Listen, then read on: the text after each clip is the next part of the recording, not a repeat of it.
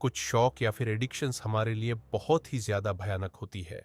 हमें ये पता भी होता है, लेकिन फिर भी हम हर हद तक जाते हैं इन चीजों को पूरा करने के लिए। और इनके जो रिजल्ट्स होते हैं वो मोस्ट ऑफ द टाइम्स बहुत भयानक होते हैं। एक ऐसा इंसिडेंट मैं आज आपके सामने लेके आया हूं जो कि असम से है। तो चलिए शुरू करते हैं। इस इंसिडेंट की शुरुआत होती है एक लव अफेयर से। ये लव अफेयर था अमरज्योति डे और वंदना कलिता का। ये दोनों एक दूसरे से बहुत बस ज्यादा प्यार करते थे, जिसके बाद धीरे धीरे दोनों शादी का प्लान करते हैं। लेकिन ये जो टाइम स्पैन था ये बहुत ही कम था। मतलब इनका रिलेशनशिप में आना और उसके बाद शादी का डिसीजन लेना। लेकिन खैर दोनों ये डिसीजन लेते हैं और अपने अपने घरों पर बात करते हैं। लेकिन जो अमर ज्योति की मां थी शंकरी, वो इस शादी से ज्यादा खुश नहीं थी। लेकिन थक हार के बच्चों की मर्जी के आगे उसको झुकना पड़ता है और अब इस शादी के लिए मान जाती है। ये जो शंकरी डे थी ये बहुत ही ज्यादा अमीर थी। मतलब इनके गुवाहाटी में 4 अपने ही बंगलो थे, जिनमें से एक पे ये खुद रह रही थी और बाकी के 3 इन्होंने रेंट पे चढ़ाए हुए थे, जिसका अच्छा खासा रेंट इनको आता था। खैर अब जैसा प्लान था दोनों की शादी हो जाती है। सब कुछ काफी हद तक नॉर्मल जा रहा था। जो अमर ज्योति था वो एक प्राइवेट कंपनी में जॉब करता था और वहीं उसकी मां को काफी रेंट आता था, जो भी उनका अपार्टमेंट किराए पे था। धीरे धीरे लाइफ बढ़िया जा रही थी और वहीं जो वंदना थी वो धीरे धीरे अपनी सास का मन जीत रही थी। मतलब वो कोशिश कर रही थी कि उसकी सास उससे खुश हो जाए और आखिरकार ये सब हुआ भी। फैमिली काफी खुश थी और उसकी सास भी अब इस शादी से बहुत ज्यादा खुश थी। तो क्योंकि अमर ज्योति जॉब पे चला जाता था और वंदना घर पे मोस्ट ऑफ द टाइम्स अकेली होती थी, तो उसकी सास ने उसको बोला कि उसे भी कुछ कर लेना चाहिए और जो भी उसके लिए पैसा चाहिए, जो भी उसके लिए फाइनेंस करना है, वो उसकी सास कर देगी, यानी कि शंकरी डे कर देगी। इसके लिए वंदना के दिमाग में एक ही ख्याल आता है, वो एक जिम ट्रेनर बनना चाहती थी। वंदना शादी से पहले भी एक प्राइवेट स्कूल में पीटी टीचर थी। वंदना ने इसी शौक को आगे भी कंटिन्यू रखा और जिम ट्रेनर बनने के लिए ट्रेनिंग की, जिसका सारा खर्चा उसकी सास ने उठाया। और उसके बाद उसने उसको एक जिम भी खोल के दिया, जहां पे वो खुद ही जिम ट्रेनर थी। सब कुछ नॉर्मल चल रहा था, लेकिन अचानक से चीजें थोड़ी सी बदल जाती है। जो शंकरी थी उसने वंदना को कुछ भी पैसे देने से मना कर दिया कि अब वो उसके फाइनेंस नहीं उठाएगी और वही वह अपने दूसरे घर में चली गई। पहले जिस घर में ये इकट्ठे रह रहे थे वो गुवाहाटी के नूनमती में था। और इसके बाद शंकरी जो कि वंदना की सास थी वो चली गई जू रोड तेनाली वाले घर पे, जो कि इस घर से सिर्फ 5 किलोमीटर दूर था। किसी को पता नहीं था कि आखिरकार रीजन क्या है। खैर इसके बाद भी वंदना का जिम खुला था और जिम काफी अच्छा चल रहा था, तो वहीं पे वो काम करती रही, वहीं पे वो जिम ट्रेनर बनी रही। लेकिन धीरे धीरे एक दिन बहुत अजीब चीज होती है। वंदना पुलिस स्टेशन पहुंचती है एक कंप्लेंट लिखाने। और ये जो कंप्लेंट थी ये उसके हस्बैंड और सास की मिसिंग कंप्लेंट थी। उसने बताया कि दोनों काफी टाइम से गायब है और दोनों ही नहीं मिल रहे हैं। और इस चीज के लिए वंदना बहुत ही ज्यादा परेशान थी। खैर पुलिस ने कंप्लेंट लिखी और वह अपने काम पर लग गए। लेकिन कुछ दिन बीतने के बाद भी इस चीज पे कोई भी रिजल्ट नहीं आया। तो वंदना बार बार पुलिस स्टेशन के चक्कर लगाती रहती थी। पुलिस भी चाहती थी कि वो इस केस को सॉल्व करे, लेकिन कहीं से भी पुलिस को लीड ही नहीं मिल रही थी। ये जो वंदना ने केस फाइल किया था ये किया था 27 अक्टूबर 2022 को। लेकिन इसके बाद भी लगभग 1 महीना बीत गया था, लेकिन पुलिस इस मामले में कुछ भी नहीं कर पा रही थी। उनको कहीं से भी लीड नहीं मिल रही थी। वंदना पुलिस स्टेशन जांच के थक गई थी। अब उसने बोला कि वो सीआईडी में यह कंप्लेन लिखा चाहती है। वह चाहती है कि यह जो केस है यह सीआईडी को सौंप दिया जाए। लेकिन पुलिस अभी भी अपने एंड से पूरी कोशिश कर रही थी। लगभग 2 महीने बीतने के बाद ये जो केस था ये एक नया मोड़ लेता है। अक्टूबर 2022 में, मतलब वंदना के केस फाइल करवाने के लगभग 2 महीने के बाद, जो शंकरी थी जो कि वंदना की सास थी, उसका एक नेफ्यू पुलिस स्टेशन जाता है जिसका नाम था निर्मया डे। और वह पुलिस में एक कंप्लेंट लिखा था है कि उसको लगता है कि जो उसकी बुआ है शंकरी डे, और साथ ही उनका बेटा अमर ज्योति डे, उन दोनों को वंदना ने ही अगवा करके रखा हुआ है। और वो पुलिस को यह भी बताता है क्योंकि जो शंकरी डे थी उनके कार्ड से लगातार एटीएम से पैसे विड्रॉल हो रहे थे। यह सुन के पुलिस चौंक जाती है। पुलिस को समझ नहीं आता कि जो लेडी इतने टाइम से यहां पे आ रही थी हमारे पास कंप्लेंट लिखाने, वो ये सब कर सकती है क्या खुद से? और अगर उसने ही ये सब कुछ किया है तो वो इतनी सीरियस क्यों है इस केस को लेके? खैर, जैसे ही वह जाता है थोड़े ही टाइम के बाद वंदना भी पुलिस स्टेशन आती है और वह भी सेम केस फाइल करवाती है निर्मया के अगेंस्ट, जो कि वंदना के अगेंस्ट केस फाइल करके गया था। और वंदना सेम चीज उसके बारे में कहती है कि शायद वही उसके एटीएम से पैसे निकलवा रहा है और उसी ने इन दोनों को अगवा किया है। अब पुलिस फिर से परेशान क्योंकि उनको थोड़ी सी लीड मिली थी, लेकिन इसके बाद उनको फिर समझ नहीं आए कि आखिरकार अब वह करे तो करें क्या। इसके बाद पुलिस ने सीसीटीवी कैमरास खंगालना शुरू कर दिए और वो भी आसपास के सारे एटीएम के बहुत टाइम बीतने के बाद फाइनली पुलिस को एक एटीएम में एक फुटेज दिखाई देती है। ये जो फुटेज थी वह ये किसी और की नहीं, वंदना की थी, जो कि अपनी सास की एटीएम से पैसे निकलवा रही थी। पुलिस वंदना को उठा लेती है। जब पुलिस पूछताछ करती है तो वंदना उनको बताती है कि उसको निर्मया पे डाउट था और क्योंकि पुलिस उसके अगेंस्ट कुछ भी एक्शन नहीं ले रही थी तो वह खुद से ये सब कुछ कर रही थी। सो दैट निर्मया पुलिस की थोड़ी सी कंसंट्रेशन में आए और पुलिस उसके बारे में भी पूछताछ करना शुरू करे ताकि वो कल्पी तक पहुंचे, क्योंकि वंदना को लगता है कि वही असली कल्प्रिट्स को समझना है कि आखिरकार वो करे तो करें क्या। खैर, इसके बाद उन्होंने वंदना को वापस भेज दिया, लेकिन कहीं ना कहीं पुलिस को डाउट पड़ना शुरू हो गया था वंदना पे। तो पुलिस ने वंदना के पड़ोसियों से पूछताछ करनी शुरू की कि आखिरकार मैटर क्या है और वंदना का बिहेवियर कैसा है अपने अड़ोसियों पड़ोसियों से, या फिर वह घर पर कैसे रहती है। तो अड़ोस पड़ोस वाले लोगों ने बताया कि उनको यह आइडिया तक नहीं था कि इसका जो हस्बैंड है वह इसके साथ रह नहीं रहा है। उनको लगता था कि उसके घर पे मर्द कोई ना कोई रहता है। इसके अलावा एक और बहुत चौंकाने वाली बात थी। पड़ोसियों ने बताया कि वंदना कुछ मंथ्स पहले अपने घर की छत पे कुछ जला रही थी जिसकी लपटें बहुत ही ज्यादा थी, लेकिन उनको लगा कि शायद वह कचरा जला रही है। लेकिन आखिरकार कचरा वह छत पे क्यों जला रही थी? पुलिस ने जैसे ही यह बात सुनी वह छत पे देखने गए, लेकिन छत पे अनफॉर्चुनेटली फिर से कुछ भी नहीं था। लेकिन पू को फिर डाउट हुआ कि अगर कचरा होता तो वो डस्टबिन में होता। अगर यहां पे वंदना ने कुछ जलाया है तो कुछ ना कुछ तो दाल में काला जरूर है, और वह भी वंदना की तरफ से। इसके बाद पुलिस फिर से वंदना को उठा लेती है। वंदना ने पहला केस फाइल किया था अगस्त 2022 में, लेकिन अब धीरे धीरे यह फरवरी का टाइम आ गया था जब पुलिस वंदना को फिर से पुलिस स्टेशन लेकर गई और इस बार उन्होंने वंदना को रिमांड पे लिया। जैसे ही उन्होंने वंदना को रिमांड पे लिया, एक बहुत भयानक सच उनके सामने आया जो शायद उन्होंने कभी भी जिंदगी में नहीं सोचा था। स्पेशली जब वंदना पहली बार पुलिस स्टेशन में आई थी कंप्लेंट लिखवाने। असल में वंदना जानती थी कि अमर ज्योति बहुत ही ज्यादा रिच है, मतलब उसकी माँ जो है उसकी ठीक ठाक प्रॉपर्टी है और उनको इनकम भी बहुत अच्छी आती है मंथली, और इसीलिए वह दोनों रिलेशनशिप में भी आए थे। लेकिन अमर ज्योति इसके बारे में कुछ भी नहीं जानता था, और वही दूसरी तरफ वंदना के इंटेंशंस हमेशा ही उसके पैसे ठने के थे। लेकिन खैर, वो चाहती नहीं थी ऐसा कुछ हो जो आगे हुआ। इसके बाद असल में शादी के बाद से ही वंदना अमर ज्योति से सेटिस्फाइड नहीं थी और इसके लिए वह हमेशा मर्दों के अराउंड रहना चाहती थी।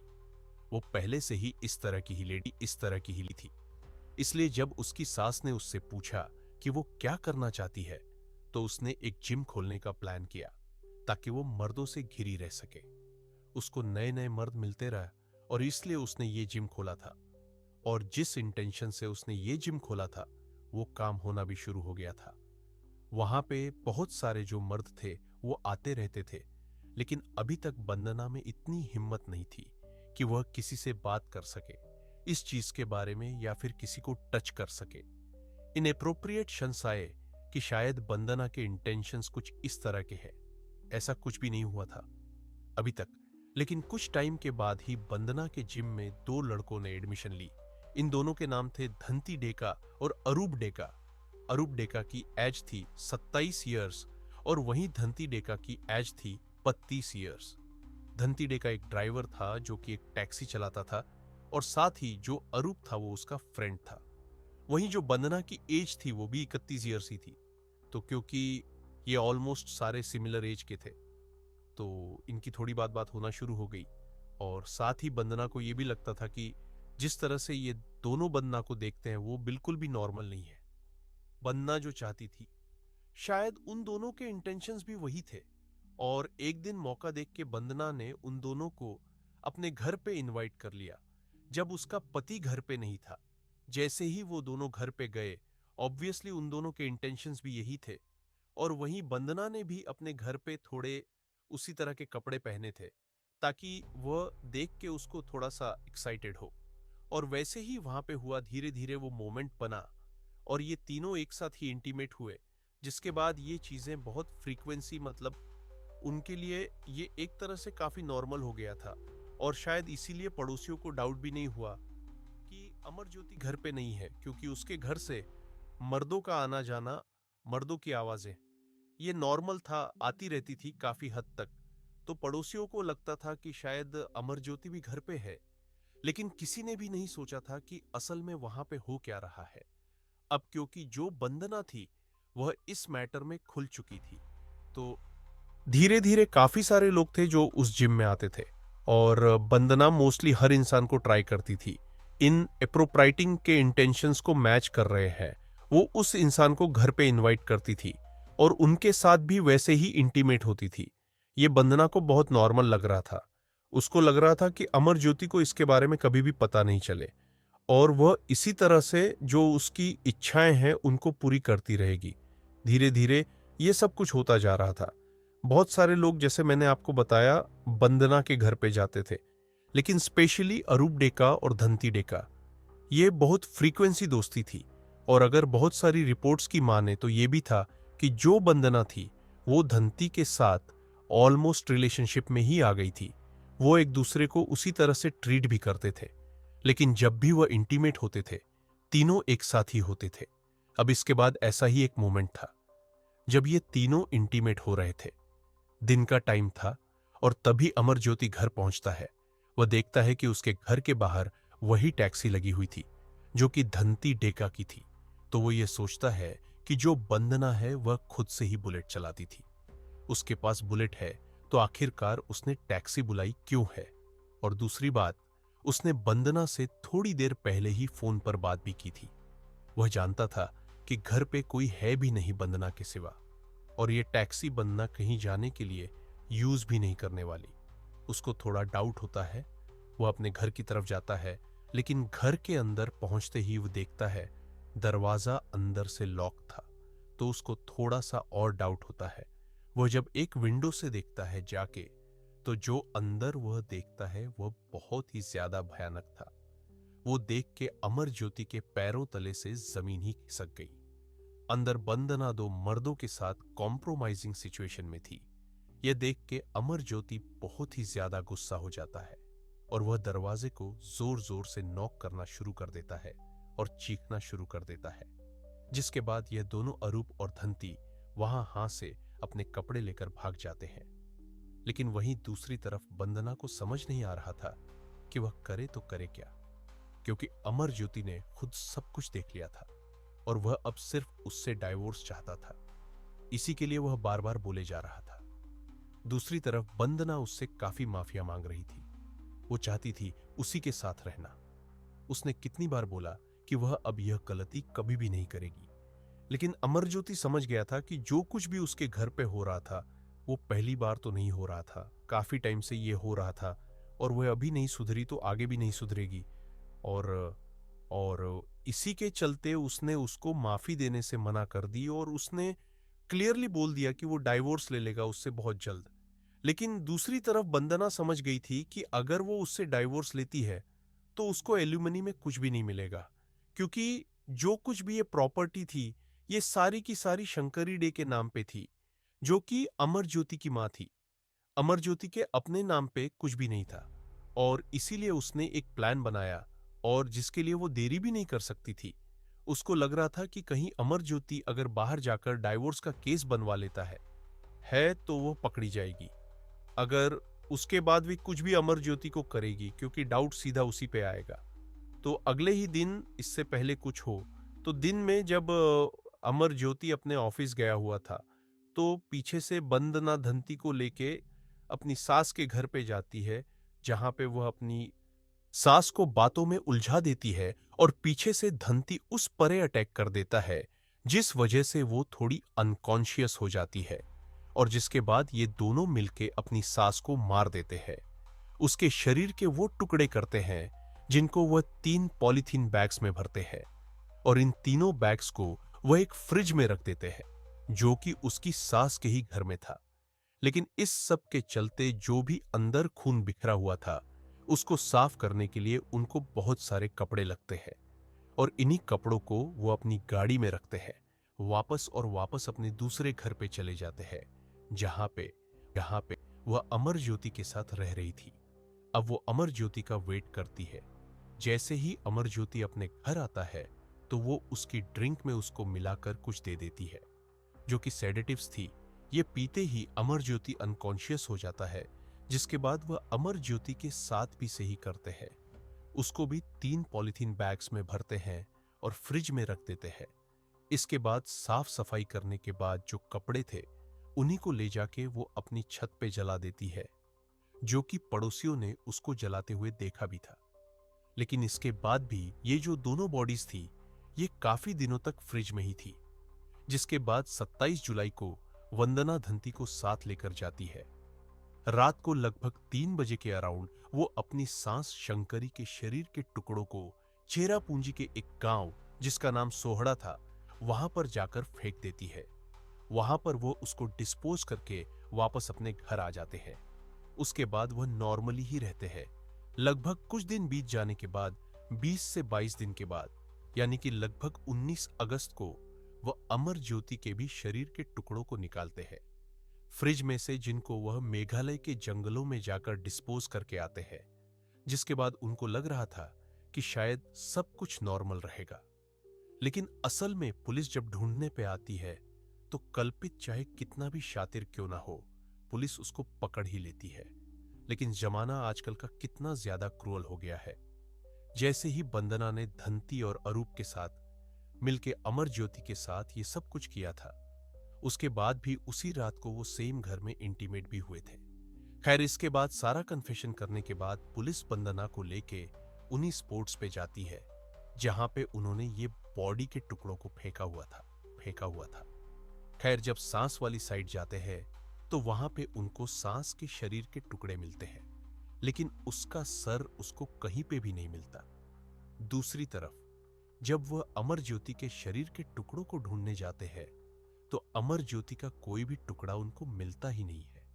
और इस सारी चीज का वंदना को कोई रिग्रेट भी नहीं था। जब पुलिस उसको पकड़ के लेकर जा रही थी तो वो पुलिस की बैन में हंसते हुए जा रही थी, जैसे उसने कुछ किया ही नहीं है, या फिर जो उसने किया है उसका उसको रिग्रेट ही नहीं है, या फिर ये कहे कि वो जानती थी कि वो थोड़े ही टाइम में बाहर आने वाली है। और वैसे ही थोड़े ही टाइम बाद हुआ भी। ये तीनों के तीनों बेल पे बाहर भी आ गए। खैर, जब वंदना के डैड से इस चीज के बारे में पूछा गया तो उन्होंने बताया कि अगर उनकी बेटी सच में कल्प्रिट्स उसको गोली मार देनी चाहिए, और साथ ही उनको भी वंदना ने अंधेरे में रखा हुआ था। उनको वंदना ने यह तक नहीं बताया था कि उसके जो हस्बैंड और सास है वह मिसिंग है, और साथ ही उसने यह भी नहीं बताया था कि वह पुलिस में कंप्लेंट भी कर चुकी है। इसके लिए वह जब भी उससे पूछते थे उसके हस्बैंड और सास के बारे में, वह हमेशा यही बोलती थी कि सब ठीक है, सब अच्छे हैं। खैर, जैसा मैंने आपको बताया, लोग अपने शौक या फिर एडिक्शंस को पूरा करने के लिए किसी भी हद तक चले जाते हैं, चाहे वह जानते हो कि उनके रिजल्ट्स किस तरह के मिलने वाले हैं, जैसा इस केस में था। सो आई रियली होप आप अपना ध्यान रखेंगे और इस तरह की चीजों में इंडल्स होने से बचेंगे।